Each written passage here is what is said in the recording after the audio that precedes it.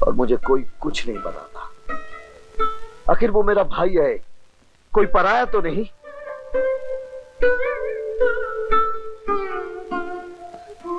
लड़की कैसी है, तुम्हें पसंद है? बहुत अच्छी है। उन दोनों की शादी मैं करवाऊंगा, आखिर मैं बड़ा भाई हूं। ऐसे ही होता है। चल भाई।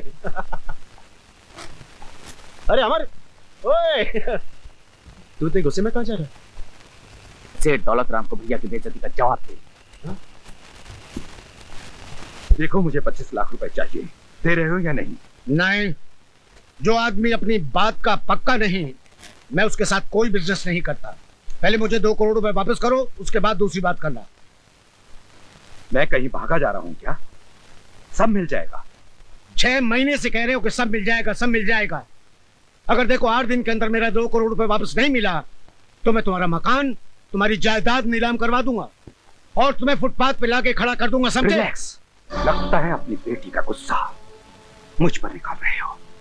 8 दिन में तुम्हारी सारी रकम लौटा दूंगा। ठीक है।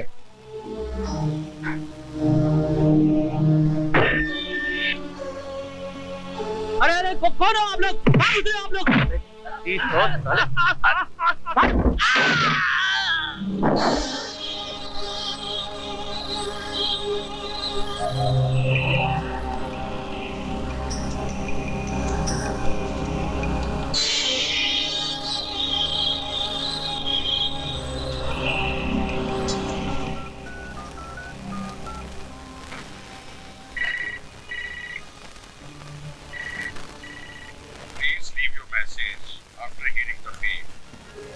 वकील साहब, मैं दौलत राम बोल रहा हूँ।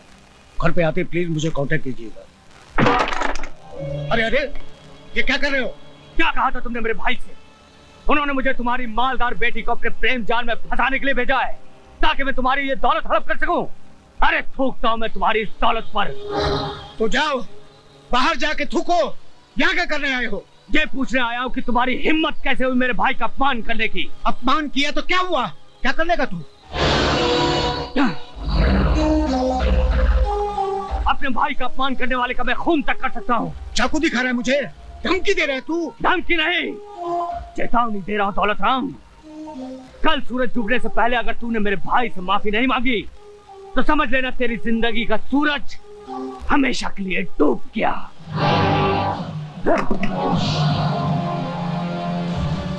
जेलर से बदला लेने का यही एक मौका है। अंकुश, तुम गए नहीं अब तक? अमर बड़े गुस्से में जा रहा है, क्या बात है? अरे कमबख्त कह रहा था जाके मेरे भाई से माफी मांगो वरना जान से मार दूंगा। चाकू दिखा के मुझे धमकी दे रहा था। यही चाकू? हाँ। यानी इस पर उसकी उंगलियों के निशान भी होंगे। बेशक। ये तो जेलर का भाई है ना? हाँ, उसका भाई है। इसके भाई ने मेरे भाई को फंसाया था, अब मैं इसे फंसाऊंगा। वो कैसे? तुमने मुझसे 2 करोड़ मांगा था ना? हाँ, नहीं, तुम मुझे फुटपाथ पे बेचने वाले थे ना? नहीं, ऐसी कोई बात नहीं है। लेकिन मैं तुझे भेजता हूँ ऊपर।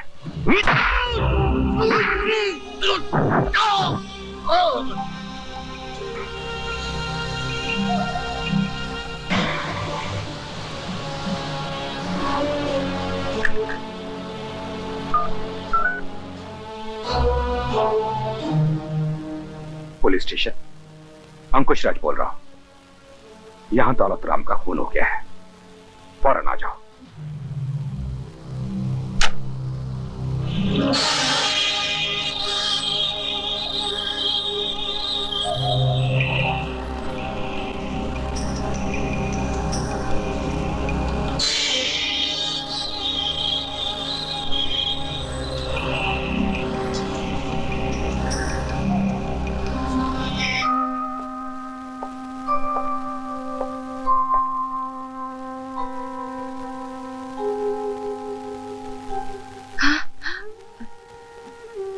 हमारा अभी तक घर नहीं आया है। नहीं, मैं उसी की राह देख रही हूँ। फिक्र मत करो, कल ही मैं सेठ दौलत राम जी से बात करके अमर और सीमा की शादी पक्की कर दूंगा।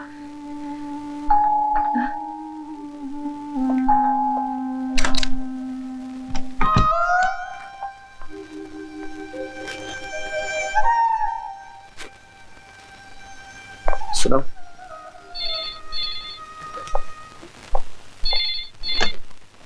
हेलो, मैं इंस्पेक्टर कपूर बोल रहा हूँ। हाँ बोलिए। अमर शर्मा घर पे है? जी है। क्यों? सेठ दौलत राम का कत्ल हो गया। क्या? उनकी लाश के पास जो सबूत मिले हैं वो अमर को खूनी करार देते हैं। हमारे पास उसकी गिरफ्तारी का वारंट भी है। We are coming to arrest him. Yeah, you can come. किसका फोन था? तुम सेठ दौलत राम के घर गए थे? जी। क्यों? आपकी बेइज्जती का बदला लेने। मेरी बेइज्जती का जवाब तुमने उसके खून से दिया। खून? खून? ये क्या कह रहे हैं आप? हाँ, सेठ दौलत राम का खून इसने किया। भैया, मैं किसी खून के बारे में कुछ नहीं जानता। लेकिन मैं तुम्हें अच्छी तरह से जानता हूँ। बचपन से लेकर आज तक आवारागर्दी के सिवाय तुमने कुछ नहीं किया। काश एक बार मेरे आदर्श को अपनाकर अपनी जिंदगी को संभालने की कोशिश करते तो आज हमें यह दिन देखना नसीब ना होता। भैया, मेरा यकीन कीजिए, मैंने किसी का खून नहीं किया। वैसे भी आप मेरी बात का यकीन क्यों करेंगे?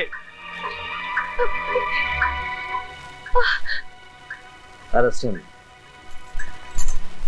चल साला, मैंने कुछ किया नहीं। अरे साले चल साले, 2-4 दिन इस कोठरी में रहेगा, सब जान जाएगा। फास्ट, ये क्या हो रहा है यार? अपने साथ मुझे क्यों मर मारा है? डर मत पहुंच। जब हमने मर्डर किया ही नहीं तो हमें किस बात का डर? अरे अमर, यही तो टेंशन है ना। हमने मर्डर किया नहीं, फिर भी हम लॉकअप में हैं। अगर मर्डर किया होता फिर लॉकअप में होते तो बात समझ में आती है ना। लगता है किसी की साजिश का शिकार बन गए। साजिश? तो फिर अपनी करनी का फल तू भोग। मुझे क्यों हवालात की हवा खिला रहा है तू? मेरा तो दम घुटता है यहाँ। घुटता नहीं है साले, अच्छों का दम निकल जाता है यहाँ पे।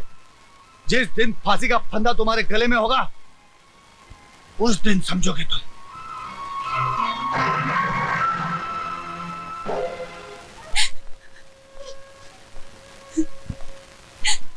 आखिर कब तक आंसू बहाती रहोगी?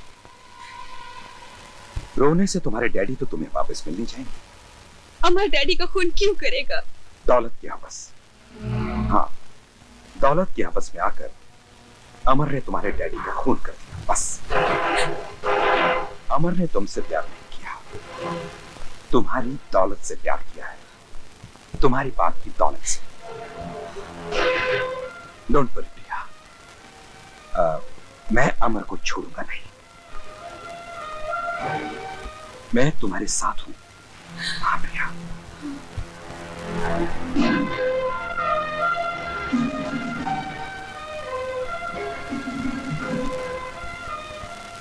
शादी के बाद जो गाउन हमेशा के लिए उतार दिया था, आज फिर उसे पहनूंगी। अमर के लिए वकालत करने जा रही है। और जब मैं कहता था कि उसे लाड प्यार से मत बिगाड़ो, तब तुमने मेरी एक ना सुनी। आज देख लिया उसका नतीजा। आज वो एक खूनी बन गया है। उसे फांसी के फंदे से कोई नहीं बचा सकता। मैं बचाऊंगी उसे, क्योंकि मैं जानती हूँ अमर बेगुनाह है। उसने कोई खून नहीं किया। अमर कभी खून कर ही नहीं सकता। शायद तुम्हारे प्यार ने तुम्हें अंधा कर दिया है। तुम जानती हो कि सारे सबूत, सारे गवाह उसके खिलाफ है। शहर के बड़े बड़े वकीलों ने ये केस लेने से इनकार कर दिया है। तुम क्या चाहते हो? ये केस मैं ना लड़ूं और तुम्हारी तरह उसे डांट कर, भला बुरा कहकर, खूनी समझकर चुपचाप घर में बैठी रहूं? नहीं, ये केस मैं लड़ूंगी। अमर को बेगुनाह साबित करने की पूरी कोशिश करूंगी मैं, चाहे सबूतों का फंदा कितना ही मजबूत क्यों ना हो। बस मुझे आपका आशीर्वाद चाहिए।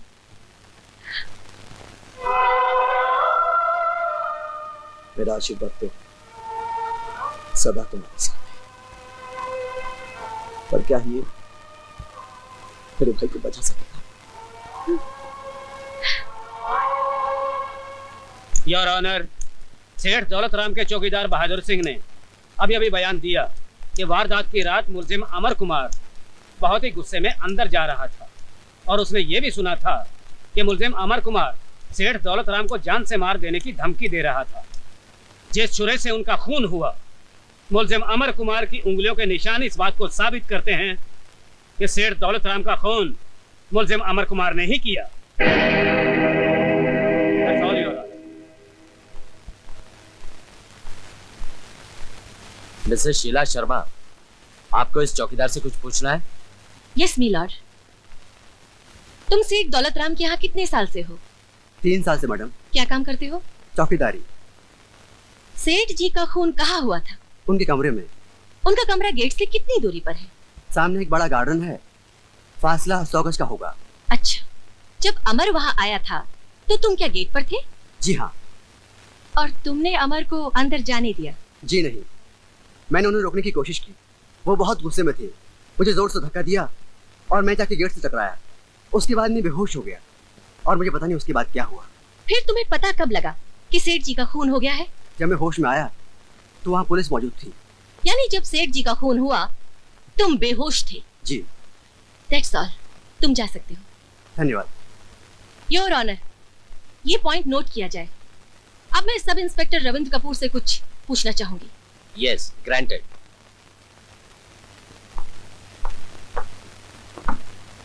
सब इंस्पेक्टर रविंद्र कपूर, आपको कैसे पता चला कि छुरी पर उंगलियों के निशान अमर कुमार के हैं? मुजरिम को गिरफ्तार करने के बाद उसके उंगलियों के निशान लिए जाते हैं। उसके बाद फिंगरप्रिंट्स एक्सपर्ट लाश के पास मिले हुए हथियारों पर पाए गए निशान मैच कर लेते हैं। मुजरिम अमर के उंगलियों के निशान और चाकू पे पाए गए हुए निशान हूबहू मिलते हैं। मिलते हैं या थोड़ा सा फर्क है? जी नहीं, दोनों निशान एक ही शख्स के हैं। ओके। इसमें क्या है जरा देखिए।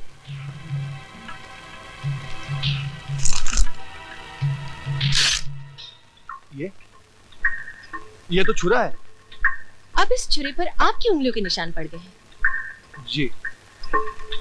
अगर मैं इस छुरे से किसी का खून करूं तो क्या मेरी उंगलियों के निशान इस छुरे पर आ सकते हैं? जी। जी नहीं। यानी कि खून मैंने किया है मगर पकड़े जाएंगे आप, क्योंकि इस छुरे पर उंगलियों के निशान आपके हैं। सब इंस्पेक्टर रविंद्र कपूर, क्या ऐसा हो सकता है? जी जी, हो तो सकता है। Thank you, you may go. Your honour, हर खून के पीछे कोई ना कोई मकसद जरूर होता है, लेकिन अमर कुमार के लिए ये खून करने का कोई मकसद नहीं था। इसमें कोई शक नहीं कि अमर कुमार वहां गया था, गुस्से में था, हाथ में छुरा था। और ये भी सच है कि अमर ने सेठ जी को धमकाया कि आइंदा वो उसके भाई का अपमान ना करे। सरकारी वकील साहब भी ये मानते हैं कि अमर ने सेठ जी को धमकाया। अगर खून करना ही था तो अमर धमकाता ही क्यों? और इसके अलावा सरकारी वकील साहब ने ऐसा एक भी गवाह पेश नहीं किया जिसने अमर कुमार को खून करते देखा हो। इन तमाम बातों से ये साफ जाहिर होता है मिलॉर्ड कि अमर कुमार बेगुनाह है। उस पर लगाए गए तमाम इल्जाम बेबुनियाद हैं और किसी ने उसे फंसाने की कोशिश की है। That's all milord. Your honour, वकील सफाई का कहना है कि मैंने अभी तक कोई ऐसा गवाह पेश नहीं किया जिसने अमर को खून करते हुए देखा हो, लेकिन एक गवाह मौजूद है योर ऑनर, वो है मोंटी भल्ला। मैं उससे सवाल करना चाहता हूँ। Yes, granted.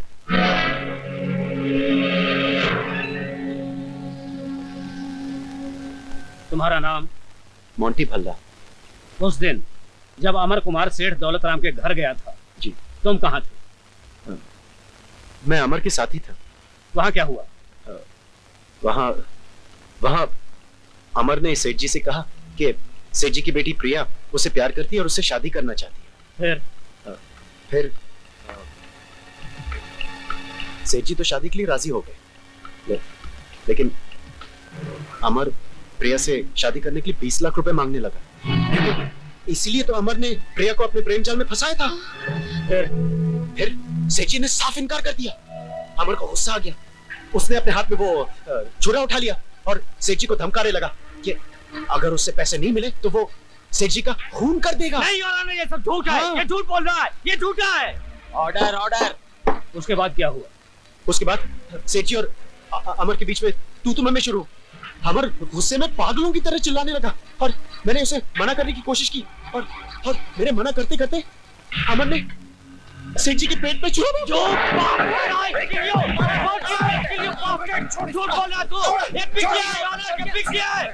Order order. कौन की हरामजादे में तेरा खून पी जाऊंगा। I'll kill you bastard! I'll kill you! Court is adjourned.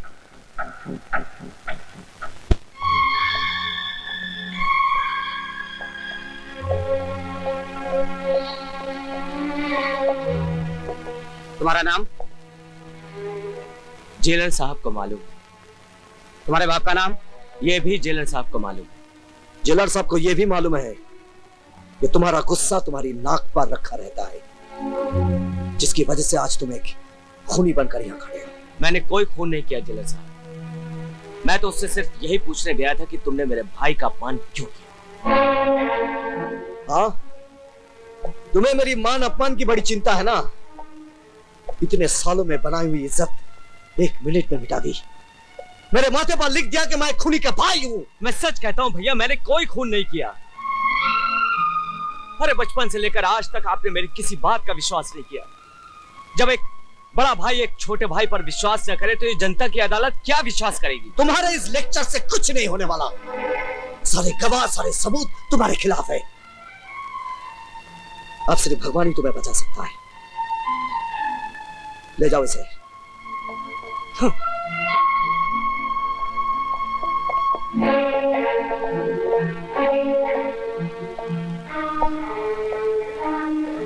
बच्चों ने खाना खा लिया?